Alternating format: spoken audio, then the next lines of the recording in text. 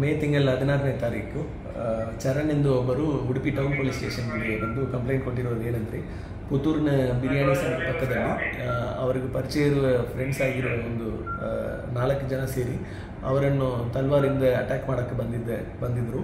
ಆ ಸಂದರ್ಭದಲ್ಲಿ ಚರಣ್ ಎಂಬವರು ಅವರ ಸಹೋದರ ಫ್ರೆಂಡ್ ಜೊತೆ ಓಡೋಗಿದ್ದಾರೆ ಅಲ್ಲಿ ಸ್ಥಳದಿಂದ.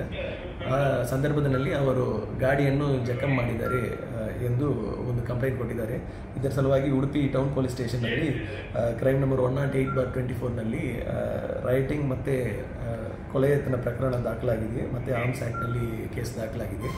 ಈಗಾಗಲೇ ಆ ಕೃತ್ಯದಲ್ಲಿ ಭಾಗಿಯಾಗಿರುವ ಪ್ರವೀಣ್, ಅಭಿಷೇಕ್ ಮತ್ತು ದೇಶರಾಜ್ 3 ಜನ ಅರೆಸ್ಟ್ ಆಗಿದ್ದಾರೆ. ಇನ್ನೊಬ್ಬರು ಜುವೆನಿಯಲ್ ಅವರನ್ನು ಪ್ರೊಸೀಜರನ್ನು ಮಾಡಲಾಗಿದೆ. ಮುಂದೆ ಈಗ ಆದಷ್ಟು ಬೇಗನೆ ಚಾರ್ಜ್ ಶೀಟ್ ಮಾಡಿ ಅವರ ಮೇಲೆ ಮುಂದಿನ ಕಾನೂನು ಕ್ರಮ ಜರುಗಿಸಲಾಗುವುದು.